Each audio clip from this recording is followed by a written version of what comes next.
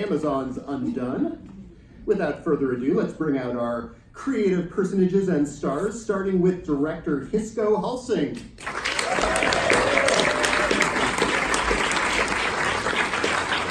Creator and executive producer Raphael Bob-Waksberg.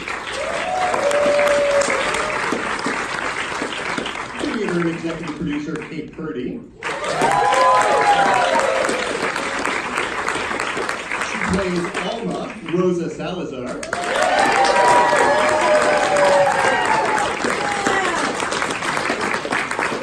She plays Becca, Angelique Cabral.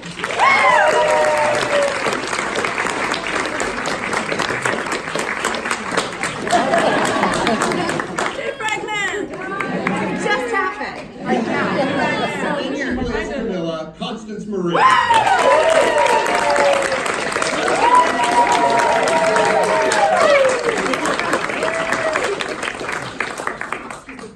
I liked it. Oh my God, I'm so winded. So I feel like all of my questions are going to boil down to variations on, my God, that must have been wild to make that show. But I'm going to try to do variations. So I want to start with Raphael and Kate. Often with a show like this, it starts with sort of an image, with a kernel. Was there something that sort of popped into your mind from which everything else came from with the show? Sure. What was that image? What was that kernel, would you say? I would say it was BoJack Horseman snorting cocaine.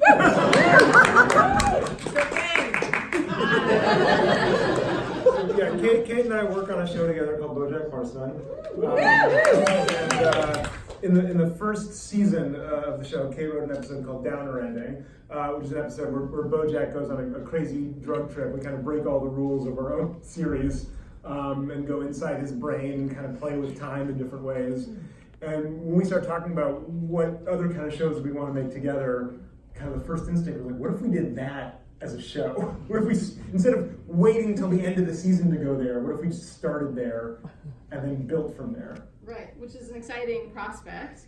And we started talking about, well, what could this be? And then I talked about some of my own personal life experiences. My grandmother had schizophrenia. I had fears around my own mental health. I had a nervous breakdown, depression, and anxiety, and I found my way out of it with meditation, alternative healing, shamanic studies, and rituals, different indigenous cultures. Yes! Yes! Break down! Depression!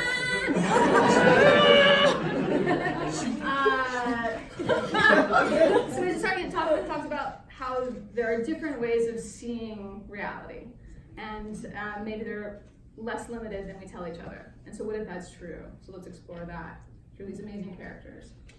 What was the personal aspect of the story? Was that part of how you envisioned it being a somewhat more dramatic piece than BoJack?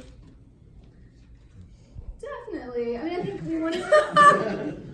we wanted to be very grounded in reality. We're playing with ideas of reality and concepts of reality. So we wanted like this very grounded family that felt very real and specific. Yeah, I'd say that informed the tone, that we wanted the reality of the world to feel very real before this wackier stuff started happening, so that you're kind of going there with the characters. We wanted you to watch it and kind of feel like, okay, what if this happened to me? How would that feel? As opposed to, what if this happened to a talking horse in Hollywood? With all sorts of wacky one-liners and pop culture jokes. We wanted the comedy to come from the characters in a way that real people would talk and act around each other. And so yeah, I'd say the plot kind of dictated the tone in that way.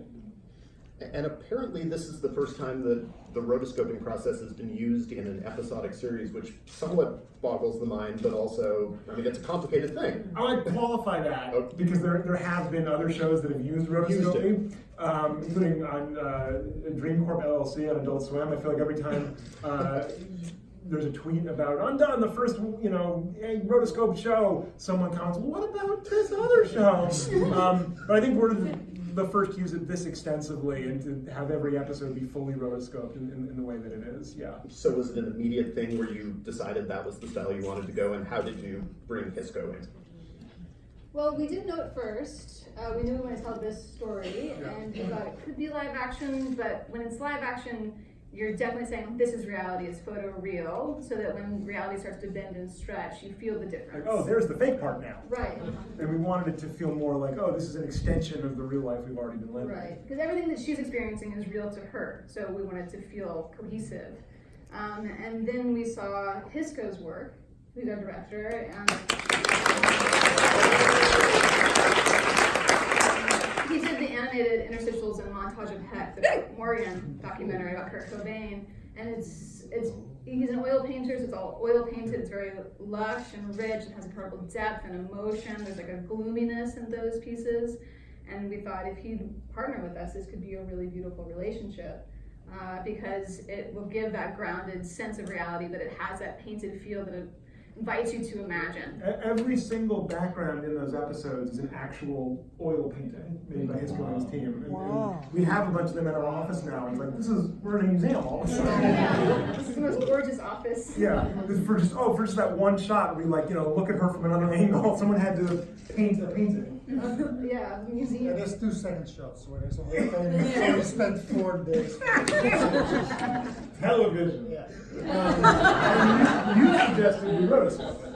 Yes, that was because when I read the scripts, I saw so much depth in the script, in the story, and so much depth in the dialogues.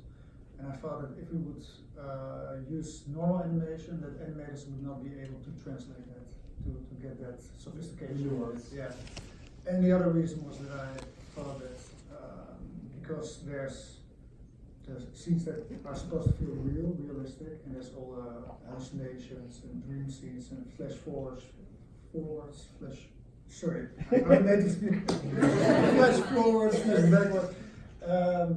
That I thought that if we make it all feel the same, feel real, then we take the audience in a trip with Alma, and the audience doesn't know if it's real either, you know. So, and I had worked with Tony Tolota, who's Right there. before on Last Hijack with Submarine of Femke Wolting, who was also here. Yeah. Right there. I'm going to go through the audience one by one. It's all worked on our show. The other thing is that I got really scared when you approached me. Because it's such a huge project, and I've never done something this huge, and I knew that Tommy would be able to pull it off to get it. No, I can't do this. Oh, look at Tommy. We'll make him go on. Not like that, but he had a lot of experience with rotoscoping, and he got me and Alton involved in Texas to do the rotoscoping, and then. And Craig and Steph are here tonight, who are And in Amsterdam, we did all the rest basically. So oil paintings, 2D animation, 3D animation, velocity, all. But it was actually, I remember there was a lot of conversations. What is this? Are we rotoscoping? Are we not rotoscoping? And in fact, actually, Angelique, we were one of the first actresses we brought in for this before we knew what it was going to be, and we just had you record some voices just to try it out. And then at one point, oh, by the way, we're going to be filming your face too. What was your experience being a part of that evolution, or your involvement? I don't know if you remember. I still think I'm confused. I still don't remember. I remember being I thought this was a cartoon, animation. It's all very confusing because we are shooting it he's saying they're recording us, we're acting, and then they animate over us. So the first time we saw these episodes, we were it's incredible, and the way that the rotoscoping captures the emotion, I think, of the eyes and our faces is what's so different than anything I've ever seen. But I remember when I first came in, I was very. What did you rope me up to? Yeah. Well, set the stage for me on that first day. How prepared were you for what the situation on set was going to be? And you get on set, what do you see there? I mean, we were Nothing. nothing. Zero things. Very little preparation. It's this big, expansive story through time and space, and they're like, meet us at Mansfield in Hollywood, and you walk in, and you're like. And it's just a room with tape on the ground, and that's No it. props. And they're like, "Here it is." And you're like, I'm gonna It felt my very, agent. yeah. I'll be right back. But after that first week of shooting, I felt ill because I didn't know I'm suing you, by the way. Go ahead.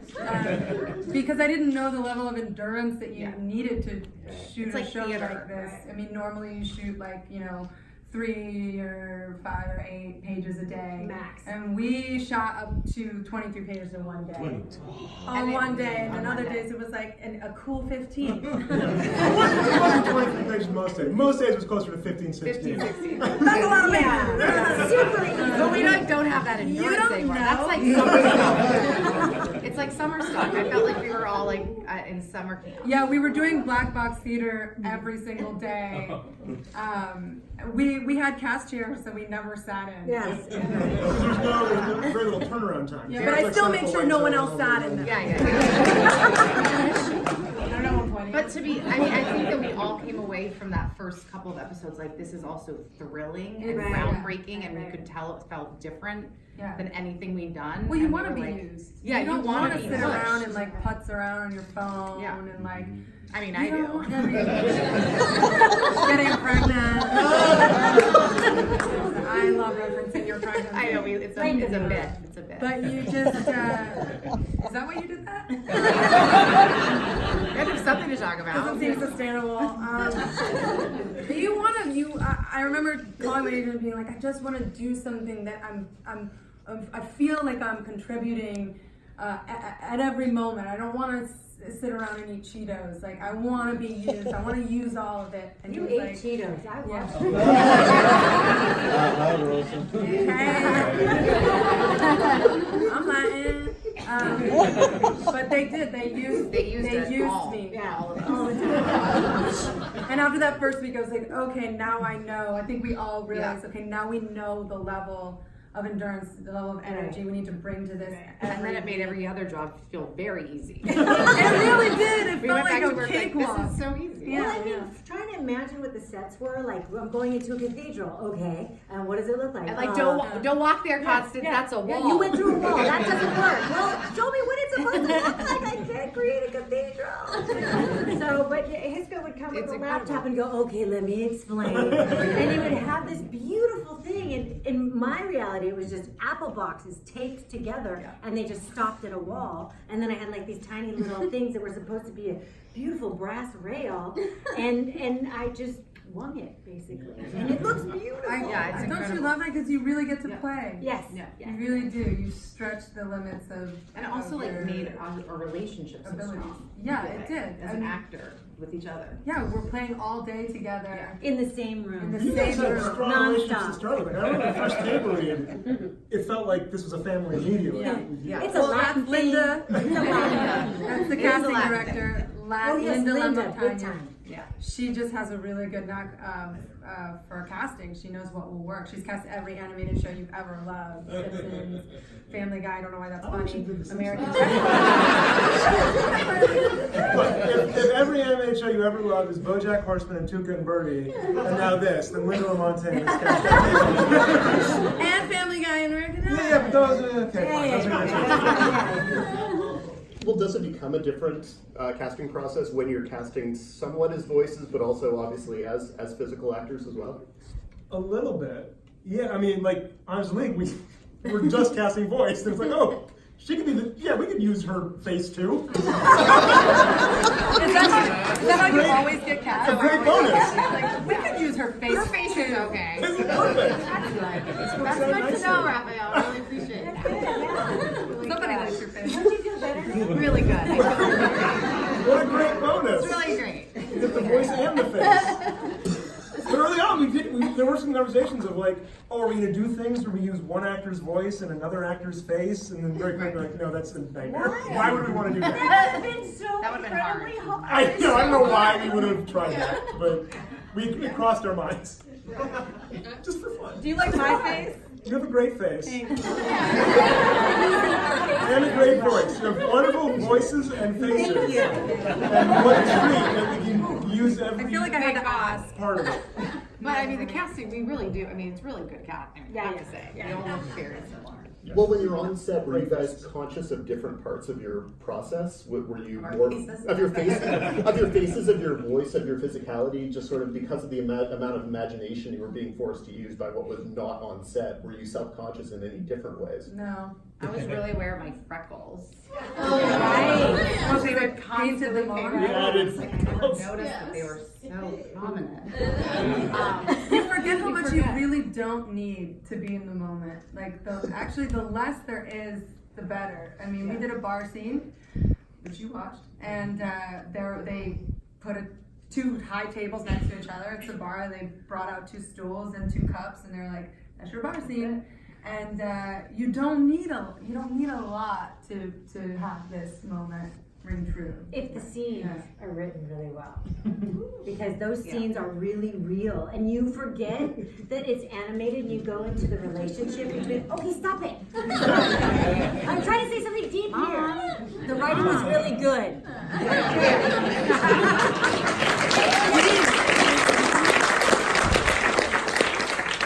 My mom's hot. And we talk all the time, by the way, about how everyone who's come onto this project has elevated it. So, I mean, all your performances, your directing, all of the artists, all of the rotoscopers, like everyone really put their music, the editing. The writers. Yeah, everyone put their heart and soul into it, was really dedicated and committed, like went over any kind of expectation that we could possibly have put on them to. Yeah, I think in Amsterdam also we put the bar so high that everyone had to reach that level of quality, and everybody felt that it was a very special project and loved to work on it. And it wasn't even actually a bar, it was just 2 tall tables. Really very tall tables. But yes, and our cast is tremendous in terms of their chemistry. Oh my god. The voices and the faces. This cast is double trouble. Well, Rosa was saying that sort of for the first week she was uncertain and then she became more confident. For you guys, was there a point at which you realized you could actually do this? Was there a trepidation period that lasted for a Sorry, I certain wasn't period of time? uncertain. I felt ill. I was certain and I loved the project, and that's why I forwent my health. But was there a point at which you got where it became clear that you could actually do this? I think once we delivered it to Early in the process. You pulled it off. You pulled something I off. think at every step we were, how are we going to do this? How is this going to work? And then we found solutions. Well, we've all done films before, so it's Yeah. completely new. I think. Right, yeah. The thing was before we. This isn't completely new. This is, we've seen this 100 Oh, yeah, times. unique, yeah. No, what I'm saying, we did every step of the way before, apart from working with fantastic actors and with a fantastic script. But we made sure we were very prepared before we went on the set. Yes. We storyboarded every single shot. We designed all the environments, made all the floor plans, and then put tape on the floor, as in Dogville, from Lost from Tree. That's how it looked like. But no, what I'm saying, we knew what we were doing. We just had to solve a lot of problems. But even then, I feel like Yeah. part of knowing what we were doing, built into our schedule, was like, okay, we're going to solve some problems later. Right. Yeah. We don't know how we're going to do this now, but hopefully by then we'll figure it out. And Tommy Pilata was very enthusiastic about that.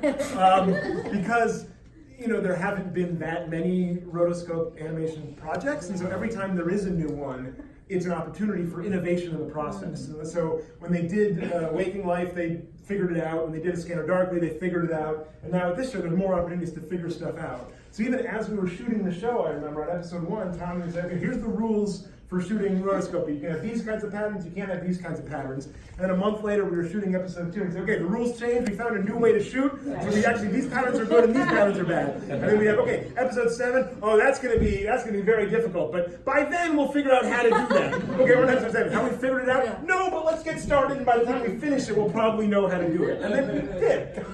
Right? We figured out solutions. Yeah, we figured it out. Yeah. To Hisko's Didn't get point, much sleep. to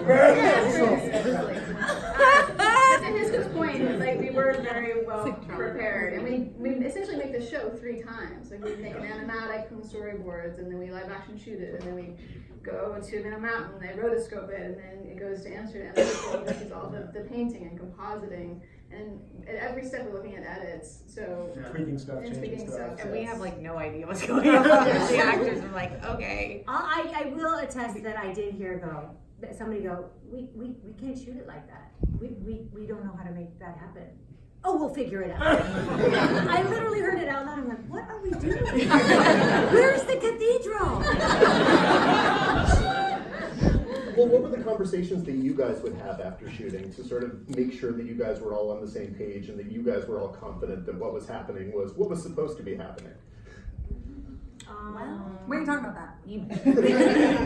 We actually, we did rehearse a lot. We would because rehearse a lot. Some of the scenes were Bantery repetitive. and repetitive. And, Right. Yeah. And so, like, there's one scene that we played, like, 4 different ways in the hospital.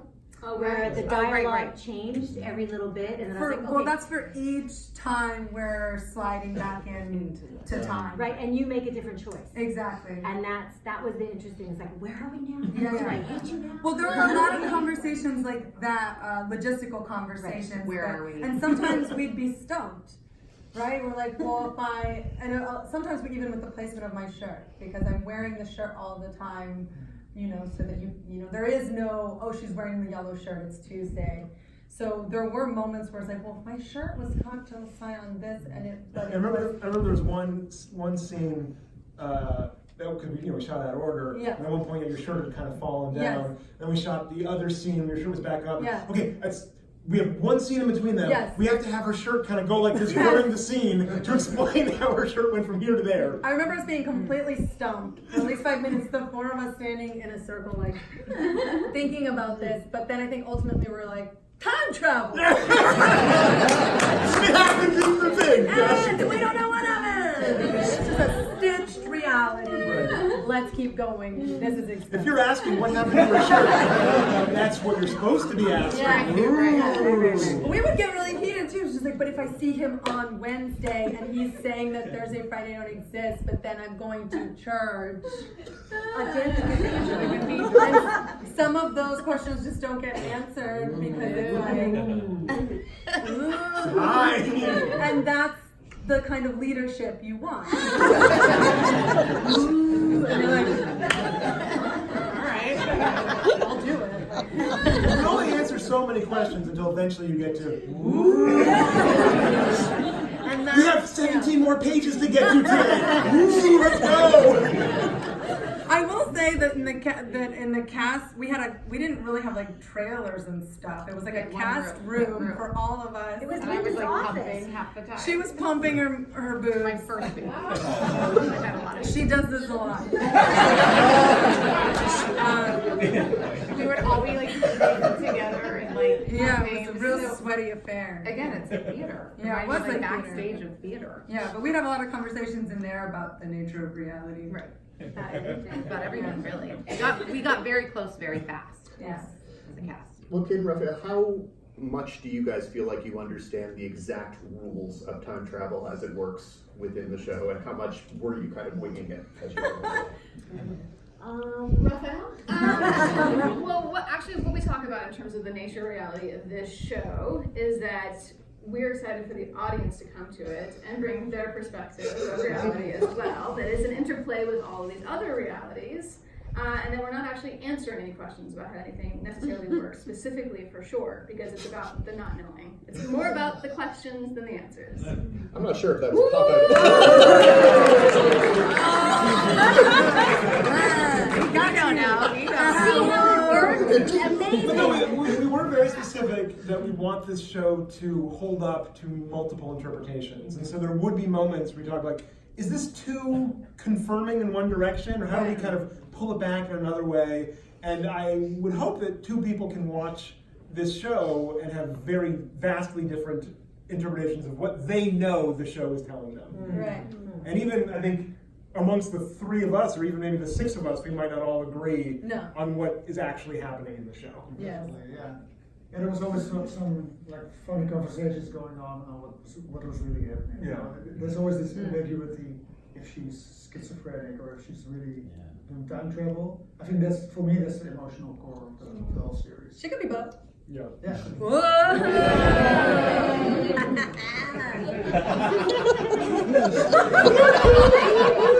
Oh my god, his face is bright. Yeah, that works. I got hired for this job.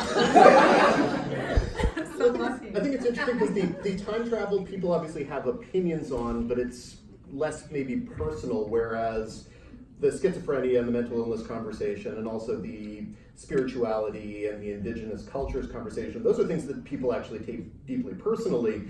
What did you have to do with those sides of the plot to make sure you kind of got it or honored those experiences and people who actually, it means something to them?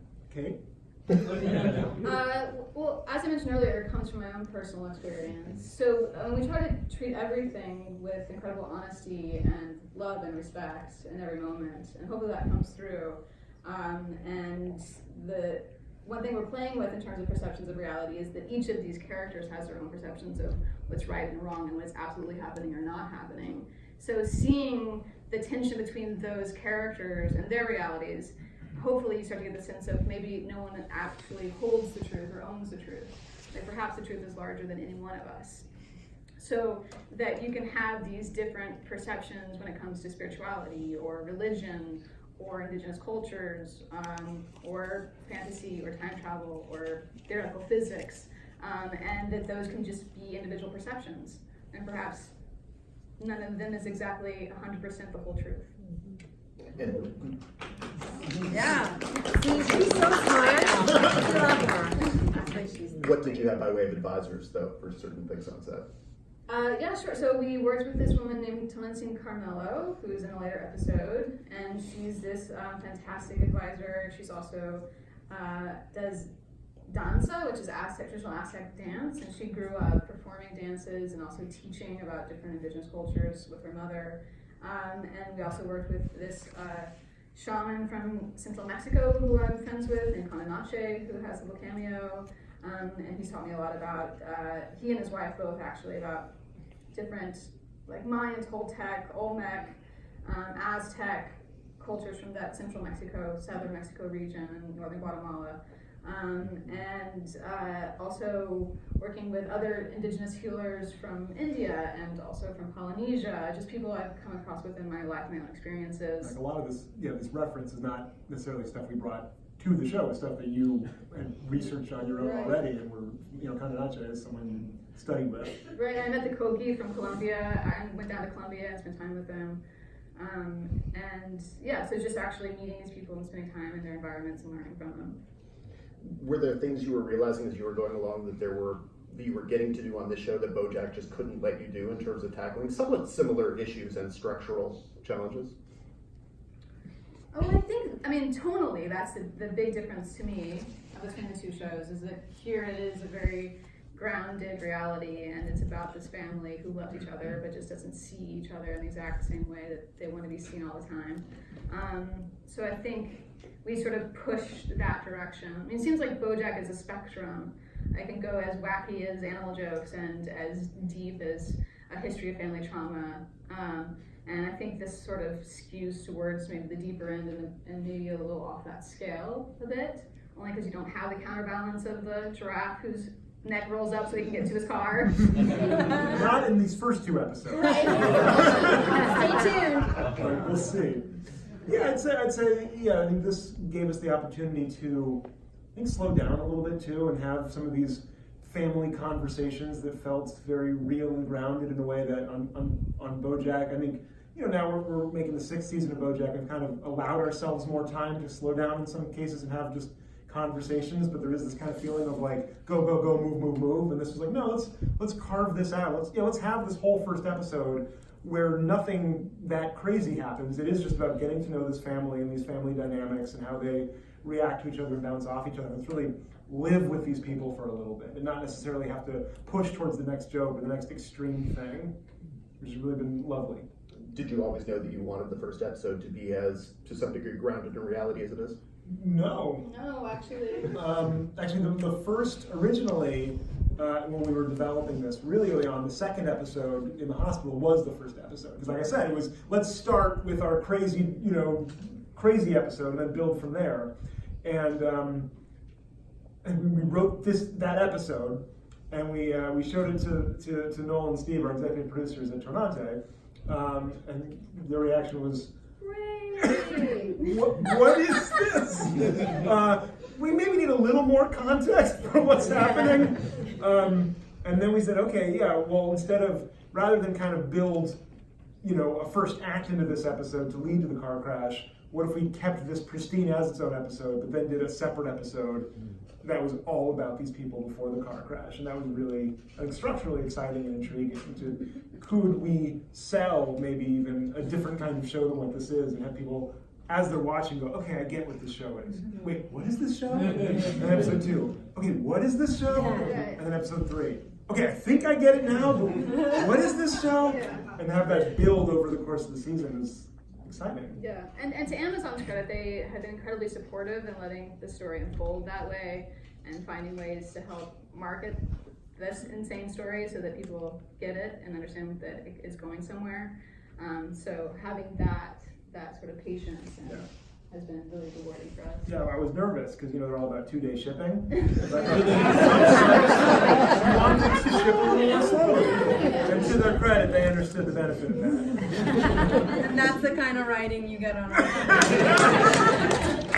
Sometimes they'll offer you like a $5 voucher if you're willing to wait a week. Exactly. This is the $5 voucher. It takes time. No, we don't. It's not. Another one of the very distinctive details is Alma's hearing loss, and I'm curious when that came into the character and into the series. I think that was right from the very beginning when we were figuring out her character.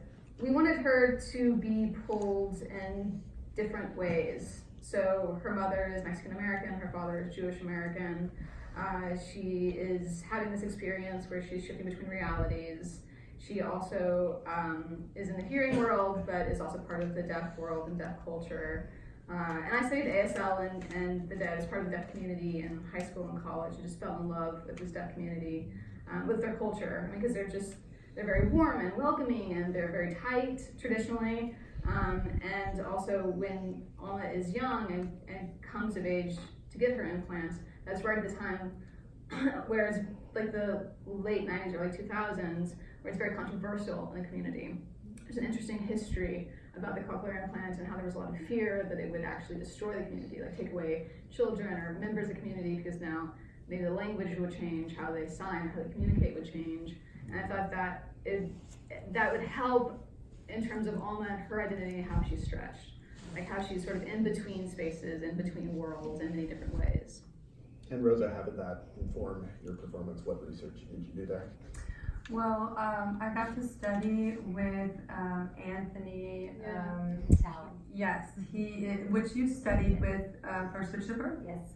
Yeah, who taught me some signing and was talking to me about when he got his cochlear implant, and that really helped inform earlier Alma's experience where everything sounds like ducks or robots.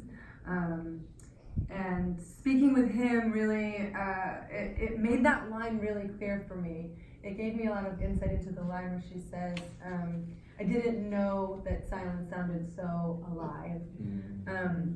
And then touching on the otherness of Alma, she's pulled between all of these worlds. And I think that's something that bonds her with Sam, Siddharth's character.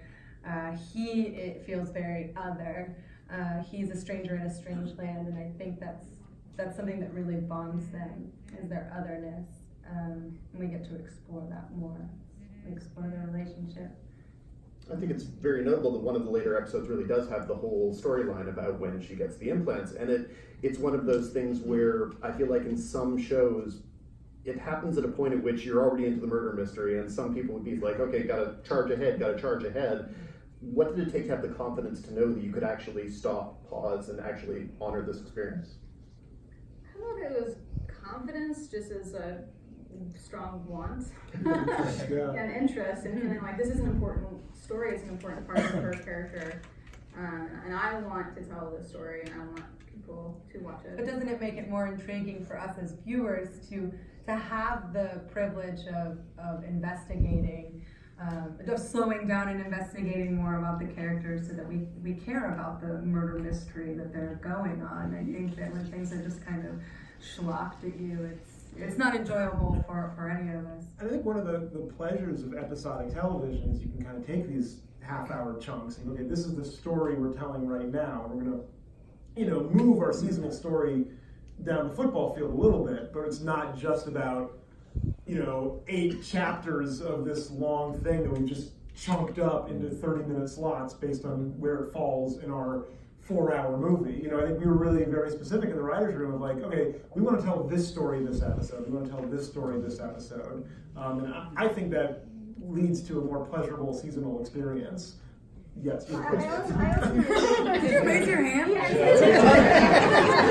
Well, one of the things for me is the core, thank you, the core of this whole thing is the depth of each of these characters and the journey that Alma has to go on and the journey that her mother goes on through that whole story. It just makes it deeper and the connections richer for each one of the relationships, and Bob's character also. And there's so much that you don't know at the beginning, but you sense this deep well of emotion, and that's how families are. They're so connected, and that, yes, it's cars and things are flipping, and it's funny when you don't expect it to be funny, but it's the depth and the weight of the real life experiences. It just feels really real, and it bonds this family together, and then they go on all that stuff. So I really feel without that part, without those deep little journeys into why they are the way they are, why they're that connected, it would be a completely different show. So I love it. Thank you. I did a panel like this a couple weeks ago with Bob-Waksberg, and he wouldn't stop gushing about the young girl who plays young Alma. And he wanted to rave about how the kids on the set responded to this particular challenge. So that young girl is Constance's daughter. Luna Marie. Hold on. Wait, there's two. I have a couple of You kids. might have Hold been talking on. about the other one. Hold on. Which No, I just wanted to be clear Hold on. that we have all at different ages. Hold on. One is Constance's daughter, who's very talented. Specifically, what age did Bob? He meant the young deaf girl, I think. Yeah. The point is, all the children are beautiful. They have great faces and voices.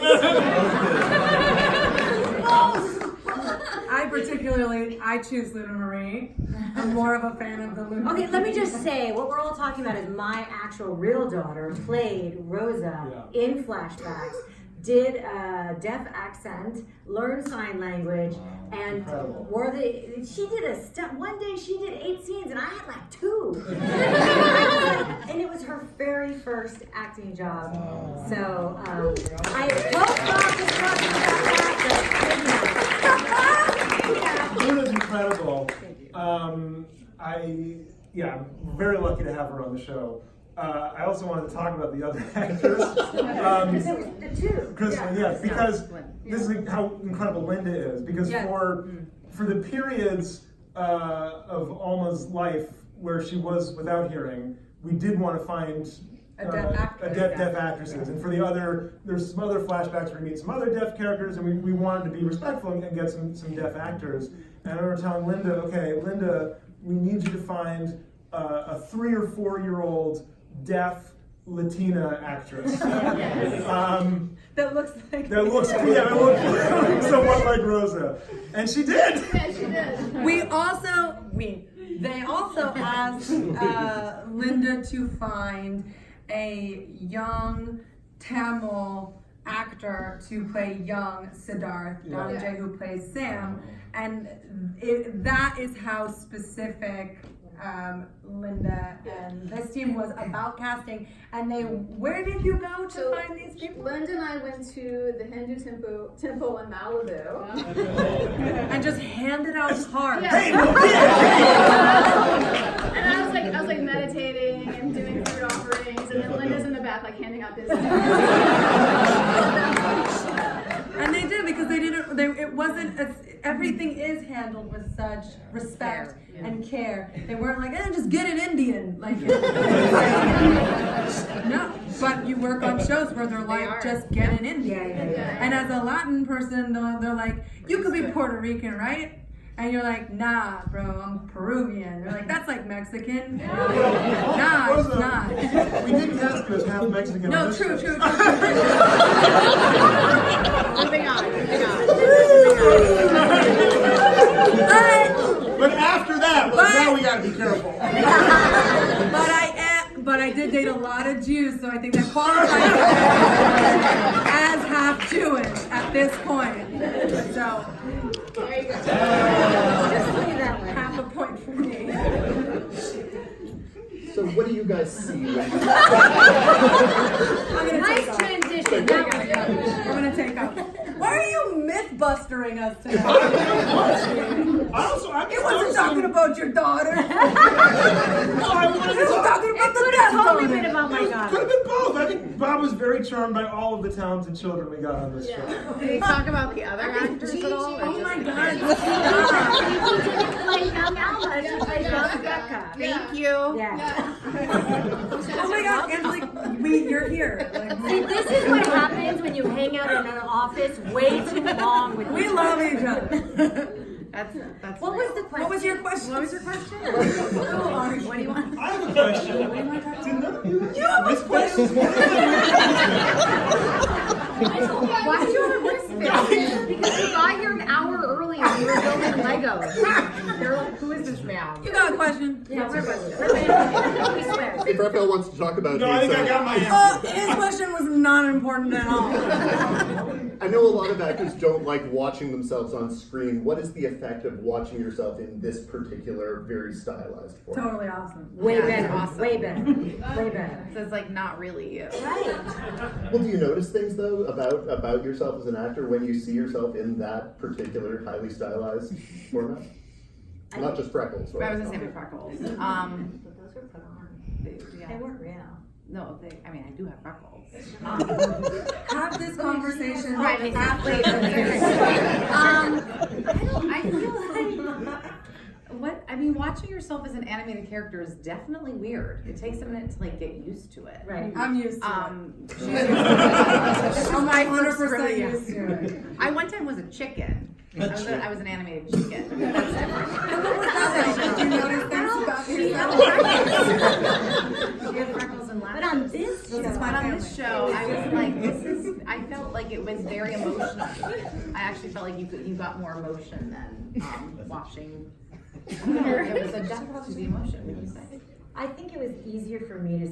I hate watching myself. Like I hate it, and it didn't feel it. I you, recognized but not my you. voice, Right. but it didn't feel like me. I was removed enough that I could be objective, and it was really cool because I looked like this amazing character. I did notice some of the physical traits that I have that I would not have normally noticed. Like I blink my eyes so many times. I'm thinking some poor artist had to blink. She's blinking. But that was really kind of refreshing. It kind of got me out of my whole self-critical thing. It was pretty cool. Yeah. And just the last question for the creative team on that side. What did you, looking forward to a hypothetical second season? We offer nothing. We really offer on to nothing to this experience. What did Creative team. What did you Sorry, has Hisko been talking too much for you, Rosa? Have you heard enough from him? Every time I talk to Hisko, he's like, the acting is so special. He's African. What was your question? What did you guys learn in terms of what you can or can't do with this technology, looking forward to a second season that you want to make sure you adapt as you continue the story? Well, I would just go along as we went. I mean, the thing is we had to build a car while driving it in the beginning because we didn't have any real pre-production time. So in the last 3 episodes, we were really on a roll. And I really didn't want to have any holiday. I just want to move on, you know what I mean? Go on. Yeah. So I think I don't see why we would change it. Yeah, I think the thing I learned is like keep pushing it And if they tell you it's impossible, go, Hisko can do anything. Minnow Mountain can do anything. Submarine can do anything. Let's keep making it harder for everybody. Yeah. The actors are incredible. Let's push them to the brink. Let's do 40 pages!